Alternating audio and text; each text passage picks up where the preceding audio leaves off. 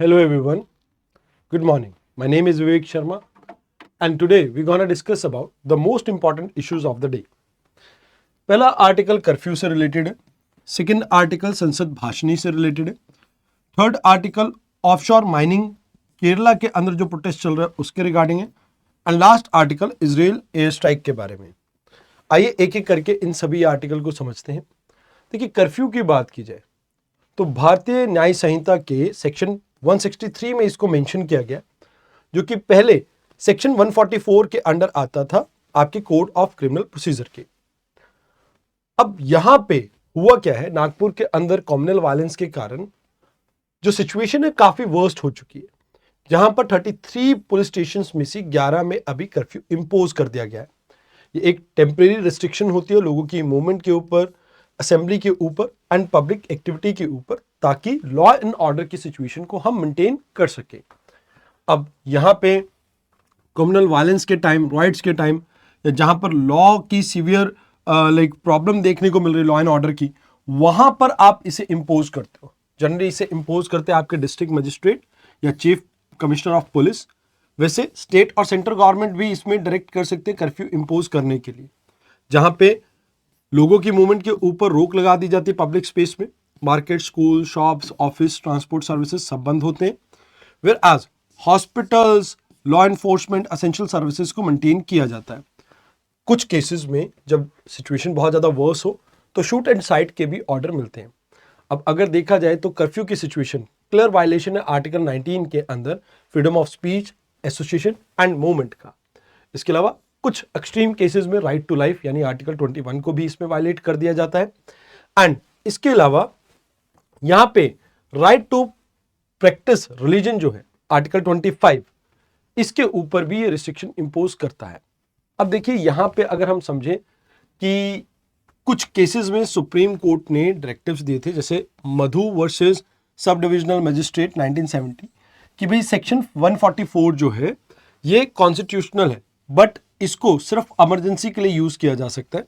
Anita Thakur versus government of Jammu Kashmir case में excessive use of force के ऊपर रोक लगाने की बात की थी।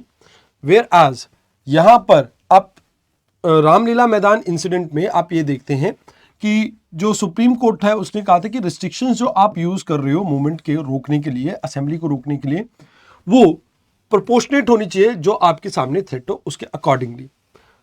अब Anuradha versus union of India case में सुप्रीम कोर्ट ने कहा था कि इंडेफिनेटली आप यहां पर इंटरनेट को शटडाउन नहीं कर सकते। एंड केस पुट्टुस्वामी केस में यह कहा गया था राइट टू प्राइवेसी को आपको हर हाल में रिस्पेक्ट करना होगा। तो ये कुछ चीजें हैं। अब वे फॉरवर्ड इसका क्या हो सकता है, यहाँ पे कहीं ना कहीं ट्रांसपेरेंट वे में इसको यूज करना चाहिए, प्रोपोर्शनेट वे में, जहां पर सिक्योरिटी और लोगों के राइट्स के बीच में आपको एक बैलेंस क्रिएट करना चाहिए। सर्वेलेंस को आप कहीं ना कहीं कैमरास के थ्रू या जो ड्रोन्स है उसके थ्रू और बेटर कर सकते हैं, ताकि सिचुएशन को और ज़्यादा एक्सकलेट ना करने दिया जाए।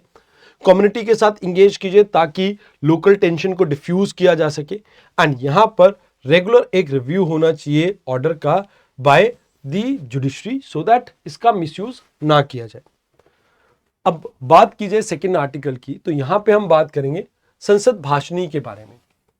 अब देखिए, संसद में अभी हम रियल टाइम ट्रांसलेशन के लिए, एआई बेस्ड असिस्टेंस के लिए और सीमलेस एक्सेस के लिए यूज करने वाले हैं एक नई टेक्नोलॉजी, दैट इज संसद भाषणी, जो कि AI based multilingual support provide करेगा पार्लियामेंट्री ऑपरेशंस के लिए।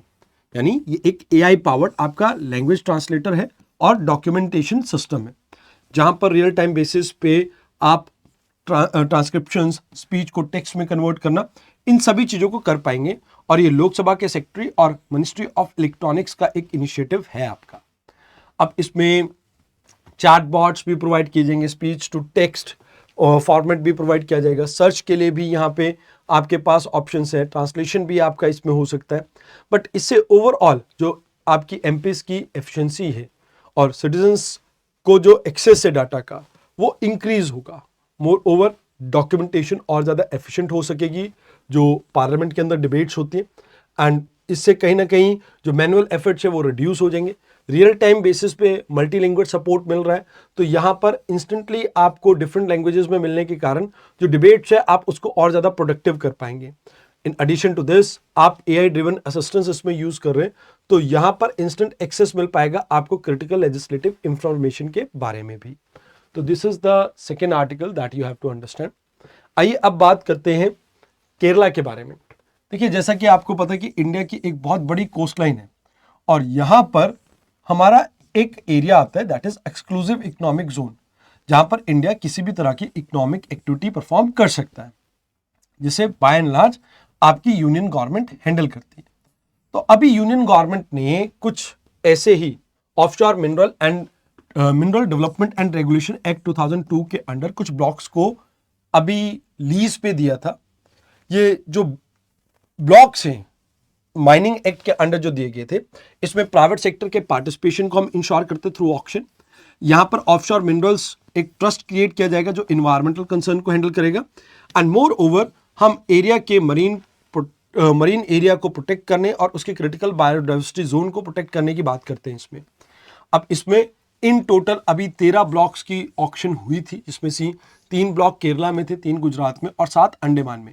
इन्हें 50 साल की लीज पे दिया गया, एंड यहां पर इनको शुरू इसलिए किया गया था ब्लॉक्स को बांटना, बिकॉज हम चाहते हैं कि हमारी जो फॉरेन कंट्रीज के ऊपर डिपेंडेंसी है क्रिटिकल मिनरल्स के लिए, उसको हम रिड्यूस कर सके। तो अभी अगर हम बात करें तो इसमें से polymetallic nodules, construction sand, lime mud and rare earth elements को हम एक्सप्लोर करने की कोशिश कर रहे हैं, ताकि चाइना के ऊपर हमारी जो डिपेंडेंसी है इन मिनरल्स के लिए हम रिड्यूस कर सके। बट केरला के कोलम कोस्ट के आसपास के 11 लाख विलेजर्स, उनको प्रॉब्लम ये है कि इससे कहीं ना कहीं मरीन फिशरीज और इकोलॉजी के ऊपर असर पड़ेगा, जिससे इनके लाइवलीहुड के ऊपर असर पड़ सकता है। तो सबसे बड़ी प्रॉब्लम इनके लाइवलीहुड को लेके। मोर ओवर कहीं ना कहीं सी बेड माइनिंग से आपके सेडिमेंट प्लूम्स ओरिजिनेट होंगे, जिससे डस्ट जो है वो लाइट को पेनिट्रेट नहीं करने देंगे वाटर में, जिससे आप ये कह सकते हो कि फोटोसिंथेसिस में कमी आने के कारण यहाँ पर एक्वेटिक लाइफ को ये हार्म कर सकते हैं, बिकॉज फूड अवेलेबिलिटी इससे डिक्लाइन होगी एक्वेटिक आपके इकोसिस्टम में। फिर यहाँ पे हमने इन्वायरमेंटल इम्पैक्ट असेसमेंट भी ढंग से कंडक्ट नहीं किया।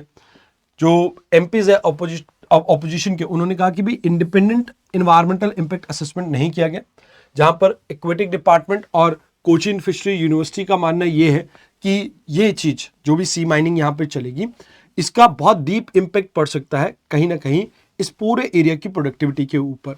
अगर कोलम एरिया की बात करें, हाईली प्रोडक्टिव फिशिंग एरिया है, जहां पर बहुत सारी बायोडाइवर्सिटी आपको देखने को मिलते हैं मरीन इकोसिस्टम में। तो अगर ऐसा होता है तो उस केस में यहां पर इस एरिया की फिशरी के ऊपर इंपैक्ट आ सकता है।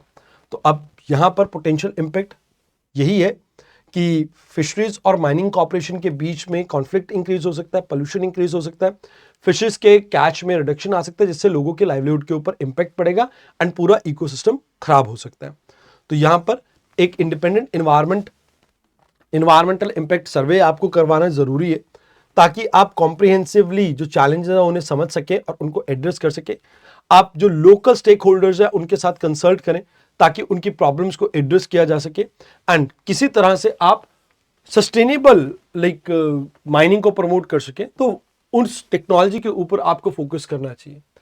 इन एडिशन टू दिस, आप केरला के साथ, कोस्टल स्टेट्स के साथ यहाँ पर रेवेन्यू शेयरिंग कर सकते हैं, ताकि जो इससे प्रॉब्लम ओरिजिनेट होगी उसको मिटिगेट करने में आप इस स्टेट की हेल्प कर सके। तो these are the things that you have to keep in mind in this article.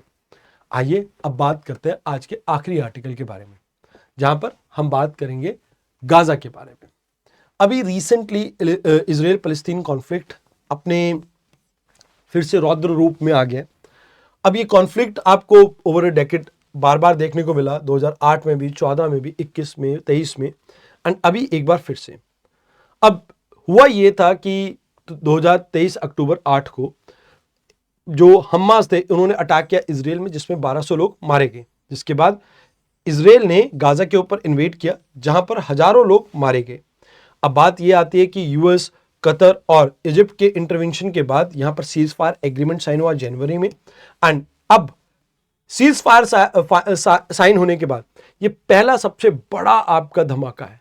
तो यहां पे आपको याद रखना है कि ये पूरा आपका इजराइल है, ये आपका वेस्ट बैंक वाला एरिया, गाजा स्ट्रिप, ये इजिप्ट वाला पार्ट आ गया आपका, ये ऊपर लेबनान वाला पार्ट, फिर ये गोलन हाइट है आपकी, ये इसकी कैपिटल सिटी तेल अवीव है, एंड इसके साथ साथ ये आपका पूरा मेडिटेरियन सी है, ये डेड सी आता है यहाँ पे, यहाँ पर जॉर्डन रिवर है, और ये आपका पूरा जॉर्डन कंट्री, ये सीरिया जिसके साथ ये बॉर्डर शेयर करता है।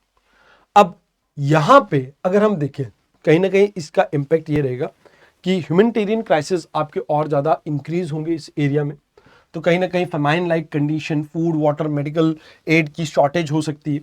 इसके अलावा जो रीजनल टेंशन है वो और ज़्यादा इंक्रीज हो सकती है, खासकर हुतीज जो यमन में रहते हैं वो इसराइल के ऊपर अपने अटैक को और ज़्यादा इंक्रीज कर सकते हैं। मोर ओवर इसराइल जिन्हें बैक करता है, जैसे हिजबुल्लाह जो लेबनान में एग्जिस्ट करते हैं, वो भी एक्सकलेट कर सकते हैं इसराइल के अगेंस्ट अपने अटैक्स को। तो कहीं ना कहीं अरब नेशन जैसे इजिप्ट, जॉर्डन, कतर ये प्रेशराइज कर रहे हैं कि भी मिलिट्री ऑपरेशंस को आप रोकिए। इवन अगर यूएस और इसराइल की रिलेशन की बात की जाए तो इस अटैक के बाद हो सकता है कि कहीं ना कहीं डिप्लोमेटिक जो टेंशन है बिटवीन इसराइल और यूएस वो इंक्रीज हो सकती है। तो वे फॉरवर्ड तो यही है कि इंटरनेशनल मीडिएटर्स जैसे इजिप्ट, कतर और यूएस वो इमीडिएट सीज फायर के लिए परस्यू करें, एंड कहीं ना कहीं जो प्रिजनर एक्सचेंज नेगोशिएशन है उसको आप बेसिकली वापस से रिन्यू करें। अब यहाँ पर ह्यूमैनिटेरियन असिस्टेंस प्रोवाइड करनी चाहिए गाजा को, खासकर food, water and medical supply को यहाँ पर इंश्योर करना चाहिए। इन एडिशन टू दिस हमें रीजनल एक्सकलेशन को रोकने की कोशिश करनी चाहिए, जहाँ पर ग्लोबल पावर्स इंगेज करें, कहाँ पर ईरान और हिजबुल के साथ, ताकि इस कॉन्फ्लिक्ट को बहुत लार्ज स्केल पे हम होने से रोक सकें। लास्ट में यहाँ पर ये कहा जाता है लॉन्ग टर्म कॉन्फ्लिक्ट का सोल्यूशन यही है कि टू स्टेट थ्योरी को, जो अभी भी बहुत डिफिकल्ट लगता है इम्प्लीमेंट करना, बट उसको हम कैसे इम्प्लीमेंट कर सकते हैं ग्रास रूट लेवल पे, हमें उसकी पॉसिबिलिटी को तलाशना चाहिए। तो यहाँ पर आज की डिस्कशन में इतना ही था। आई होप आपको डिस्कशन अच्छी लगी हो। तो धन्यवाद।